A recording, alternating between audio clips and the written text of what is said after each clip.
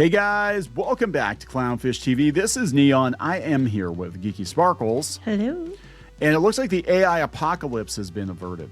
It looks like things are apparently not as bad as people are making them out to be. It depends. It depends. We've got a couple of stories here. We've got Fortune saying tech workers are in deep, deep trouble. And then we also have the New York Times saying that the mass layoffs are scary, but probably not a sign of the AI apocalypse. Which is kind of what you were saying the other day. I'm going to talk about that because I think there's something else behind the layoffs, and I mentioned it in a video talking about AI being used as a scapegoat to fire people you've wanted to fire for a long time but couldn't, and I 100% believe that's what's going on. 100% believe that's what's going on now. Now I think right now, but I think that they are replacing some people with AI. What we're gonna do is fire 10 people, bring back 4 people, give the 4 people that we bring back the AI tools to do the work of 20 people, and then probably pay them less. Probably, yeah. The last part being key. Yeah, if we're being honest, that's probably what's going to happen. But do I think the entire tech sector is going to completely crater? For some people, it is. I think this is really about getting rid of people that just do not perform, that cause problems. And we're seeing it right now at Square-Enix. Been talking about that. Look at the people they're getting rid of. They're getting rid of most of the people in California, including their very political, very loud localizers. Mm-hmm. People that were celebrating the death of Charlie Kirk that live in California working for Square, a Japanese company. And all Square's looking at is, you're affecting our bottom line. Like, we would be better off without you. Sometimes you're better off with no help than bad help. Well, even in their own country, they're kind of standing up to people coming in and trying to dictate and change everything. They're like, no. You know? So, I mean, why would they put up with it over here? Exactly. And so that's what I'm just speculating. That's what I think's going on. But we'll take a look at these articles and see if this is a real threat or if it's massively overblown. I do believe a lot of tech workers are in trouble because they're not competent and they shouldn't have been there in the first place. Anyway, before we get into it any further, please subscribe for more pop culture news, views, and rants. Guys, you'll get woohoo if you do. Woohoo. Go out to Geeky's Kickstarter. We're going to leave it open for a few days yet, and I guess until we get enough pin orders in that we run out of pins. So that's what we're going to do. We'll leave it up until we run out of pins. But check it out. Now, those of you who have asked how you add on to your pledge at this point, once the campaign officially closes, I do not believe that is possible through Kickstarter. We've had a couple people message us. We'll see if we can find another way for you to get your geeky pin if you really want one. But if you haven't backed it yet, you definitely can add that. Check it out on Kickstarter, her glitter retro enamel pin set. All right. So I said this a couple of days ago, that AI is being used as a plausible excuse for companies to fire all the people they wanted to fire for a half a decade. And we did a video the other day talking about Teen Vogue. And I think that's exactly why they're collapsing certain divisions. They're like, well, the people over at Teen Vogue are a pain in the ass. So let's just say. Well, and they played right into their hands. They did. They just gave them an even bigger reason to get rid of them. Yeah. And go watch that video. We actually had some of the people that got fired, the unionized employees that got fired, following the HR guy around the hallway, harassing him. Well, they were asking people that got fired, and they got fired too. I think, on top of it. So yeah, so it's like, look, at this point, tech companies especially are looking at the situation like, my God, we have an awful lot of activists and wokesters and troublemakers and people that really should not be here. Because when I worked in tech many years ago, it wasn't that long ago, but when I worked in tech, most of the people that worked for the companies I worked for were competent. You had to be. You'd be this high to get on the ride, right? And now you have to literally be this high to get on the ride. Yeah, and now it was like, the last couple of years we've seen, DEI initiatives, and we've seen people, coming into these companies and expecting exorbitant salaries. I mean, it was wild. I was covering all the layoffs in video games, and NetEase shut down one of their game divisions, Western game divisions, and they were in business for over 2 years. They got millions of dollars, and they didn't produce a single game. Shocker. Because all these people are getting paid. They're like, here's my beautiful office, and here's my schedule. I'm going to TikTok about, not them specifically, but that's the mindset, right? So let's talk about the bad news first. This is coming from Futurism. Tech workers are in deep trouble. Those laid off now are finding it harder to quickly secure new roles, which could further loosen the labor market. Well, nobody's hiring. I was right like, now. that's a hairy woman, but I think that's a dude. It's hard to tell. Well, Depends on not where in they're that at. jacket. Yeah.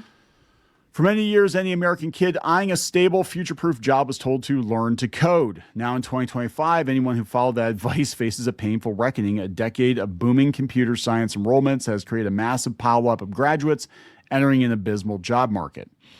So this is actually the same survey that I covered a couple of days ago. They're talking about that Challenger Gray and Christmas, because I was making the joke that Christmas is going to be gray for a lot of people, unfortunately, this year. It tracks layoffs across various industries, found that tech had the highest number of layoffs in October of any sector, with whopping 33,000 tech workers out of a job. Yeah, that's not good. That's not good. I mean, You know what students should be taking? Welding, blue collar jobs. Just saying. Learn to wire, learn to plumb. Plumb, is that, can you learn to weld? Yeah. Learn to weld. That's an awfully high number for a month. It looks even worse in context. That's a month. Yeah. Oh, that's not good. I thought that was like a year. October. It's a month. Oh my October, gosh. 33,000 layoffs. Well, just we Amazon. We don't delight anybody getting laid off unless you're an asshole. Just Amazon had 14,000 people lose their jobs. Yeah, in that October. we did know. Yeah, that's awful. They said it looks even worse in context. Just a month earlier, the number of tech industry layoffs was 5,639. Tech companies are planning to lay off 141,000 jobs this year so far, per the report, up from 120,000 over the same period in 2024. And it likely may not look much better in the near future. They laid off 120,000 last year. We're already up to about 140,000 this year. Oh, yeah, that's not good. That's like 250,000 people. Okay, they're starting to come around too. They said it's easy to blame AI for the tech industry layoffs, but the report highlights some other factors contributing to the dismal labor news. October's pace of job cutting was much higher than average for the month. Some industries are correcting after the hiring boom of the pandemic. Yeah, but they should have done that by now. They should have. But this comes as AI adoption, softening consumer and corporate spending, and rising costs drive belt tightening and hiring freezes. Again, I talked a little bit about this the other day, but I'm telling you, they're using AI as an excuse for now to get the companies to the size that they want them to be, and then they'll start hiring people back. But they're only going to hire back the qualified people. I agree that that might be the case. I don't know if that's the case for everything, but I also understand that with inflation being what it is and people not spending what it is and then businesses not spending and stuff like that, usually those kind of jobs are the first to get gone, especially marketing and things like that. So it also makes sense that the economy's down, that they're going to get rid of some of these jobs.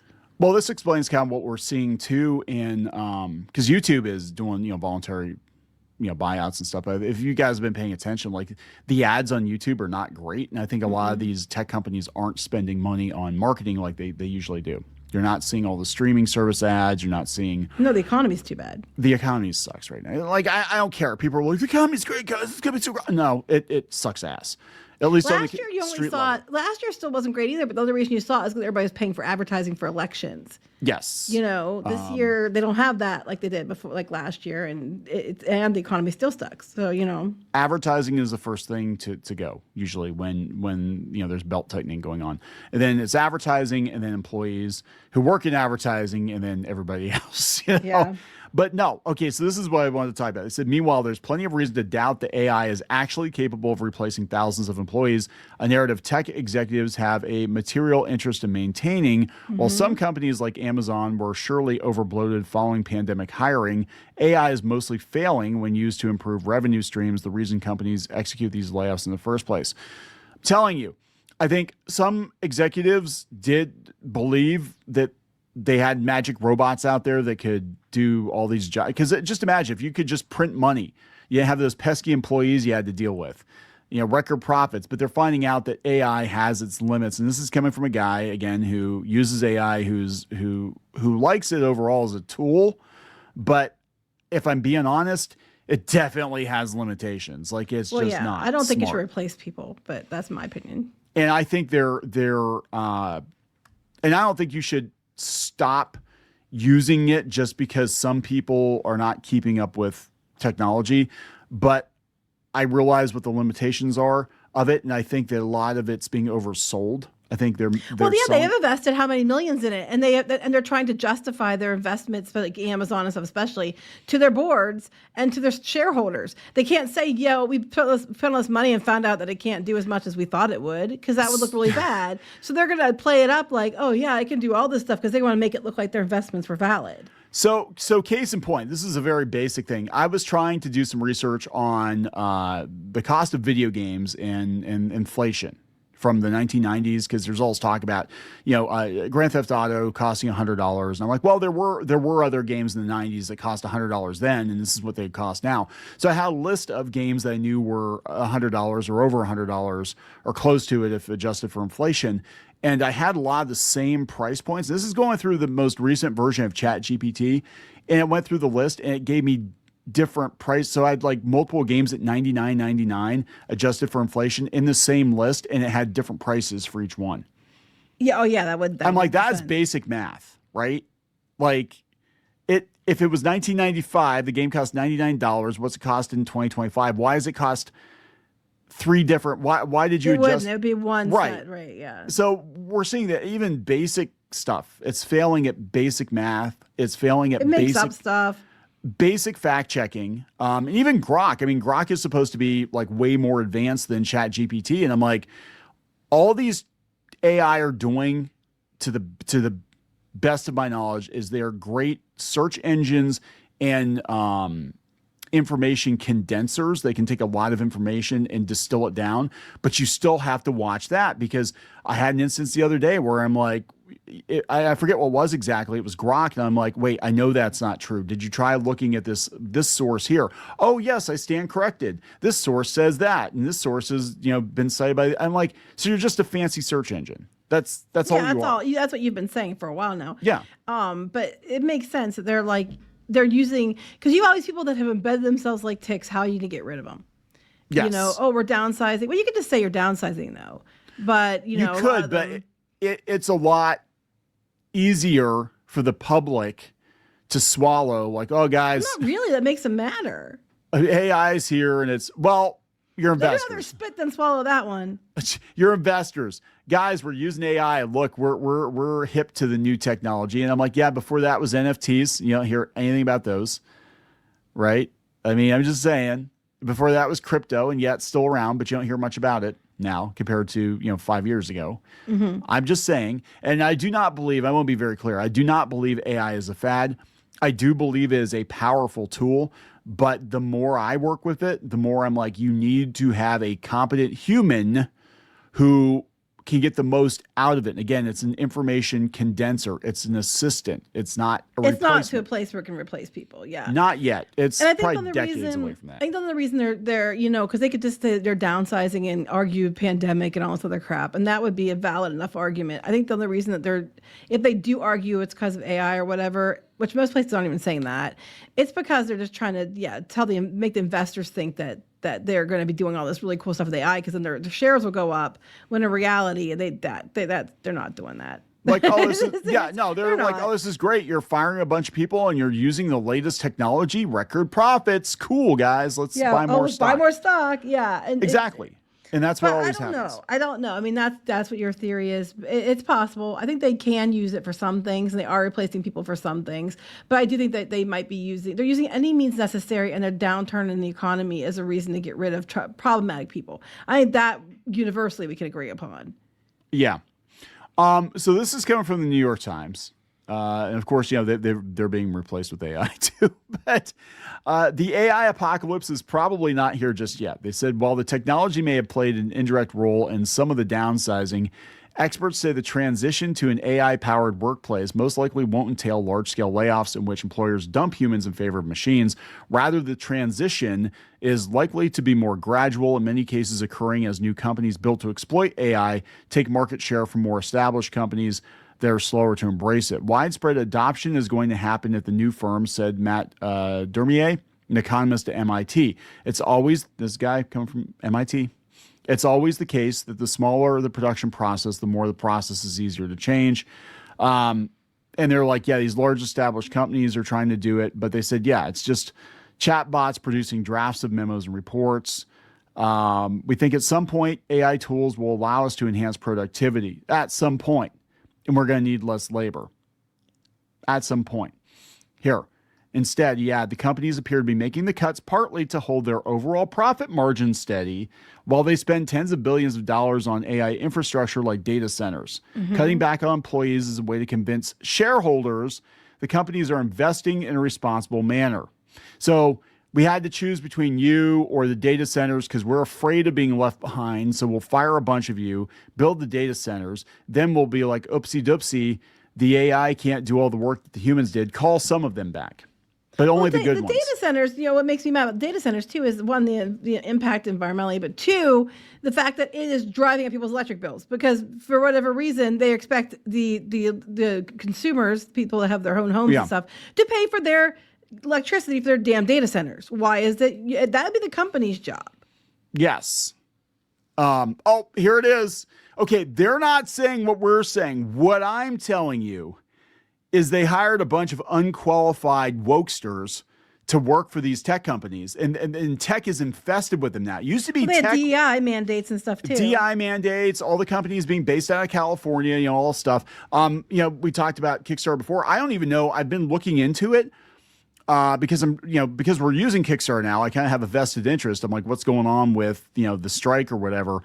And there hasn't been any movement on that in like a month and a half. Like, I have no idea what's going on with that. They announced it. As far as I know, they're still on strike, but like we're using Kickstarter and I haven't noticed a difference. So I have no idea. I have no idea what's going on. But no, what they're going to do is they're going to use it to get rid of people they want to get rid of. They're being nicer about it on the New York Times. They said in some cases, laying off workers is less about automating their jobs today than gambling they won't be needed in the future. Over the past few years, many employers have engaged in labor hoarding, hanging on to workers they no longer need because they may have use for them in a year or two and don't want to go through the trouble of hiring again. No, bullshit. They don't want to fire them because they're afraid they're going to screech on social media. Yeah, I agree. Or sue them or for discrimination or some shit like that. They don't want the PR black eye. They were afraid of these people. They were afraid of these people until Trump played the reverse card. And now it's like, you know what? It's okay to fire these people because they're not bringing any value.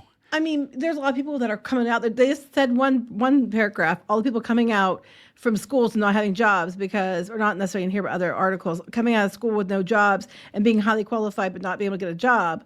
And they have that in one breath and then MIT and stuff. And the next breath, they're like, yeah, they're hoarding because they don't want to rehire them again. That doesn't make any sense. Like, it'd be more expensive to keep paying people that you don't need than it would be to rehire people that might be more qualified in 2 years. Yeah, and they were hoarding employees. A lot of them, I'm going to be honest, were DEI employees. There's a shortage, but there's a shortage. Oh, yeah. Well, because they got paid kickback. Yes. They were getting paid in other ways. And there was a woman, she worked for Google, and she was collecting a check for like 2 years. She was getting like $200,000 a year, collected a check for Google. And she's like, I never made it out of the training phase, but they just kept paying me and I get to work from home. And that's another thing too. They all want to work from home. So they all want to collect a check, but they don't want to go in the office. So they keep looking for reasons to weed these people out. Okay, you need to return to the office. We don't want to do that. We don't want to do that. That's not fair. That's one of the things that they were yelling about at the Teen Vogue thing. You have made us come back to office 4 days a week. Yeah. That's what I'm telling you, that's what I think this is about. Some jobs are going to be lost to AI, but I think what they're going to do is they're going to keep their most competent people. So my advice to you is, like, if you're resting on your laurels thinking just having a degree in something is going to get you a job, that is no longer the case. But if you are good at what you do, if you learn to code and you're a damn good coder, you'll be an even better coder with the assistance of an AI to speed up the process, but you're still going to have to check it. You're still going to need a human to double check the work because the AI is sloppy. As of now. And I think it's going to be that way for a while. I don't think, again, this is coming from somebody who works with it and thinks it has a lot of potential, but I don't think it's a magic bullet that's going to fix everything. I think all these companies are going to blow, a lot of them, it's like streaming. They're going to blow themselves up trying to chase it, and they're going to be like, oh, shit, we should have just been I think they're going to blow measured. themselves up trying to chase it. I just don't think it's great. I don't want people to be replaced. I think it's dangerous to replace people too much. I also think it's ridiculous that everybody else has to pay for the data centers and basically Yeah. screw that. Oh, the So utility bills are I'm not as big as sky I'm high. nowhere near big as a fan of it as you are. So. No. Well, I just look at it as, somebody that makes stuff to be like, man, if I could speed things up, that'd be great. But I've tried using it, and it's just like so much correction you have to do. It's like, I'll just fucking do it myself because it's not good. It's not good. It's not right for prime time yet. I'm just saying, I don't think you have to worry about right now. The people that need to worry are the people that have been, parking it at home for the last 5 years and spending all their time on Blue Sky bitching about the chuds and the fascists and the whatever not doing their jobs. Those are the people who are going to get going first. They're coming for you. So we're going to wrap it up. Yes. Please subscribe for more pop culture news, views, and rants. We'll talk later. Bye.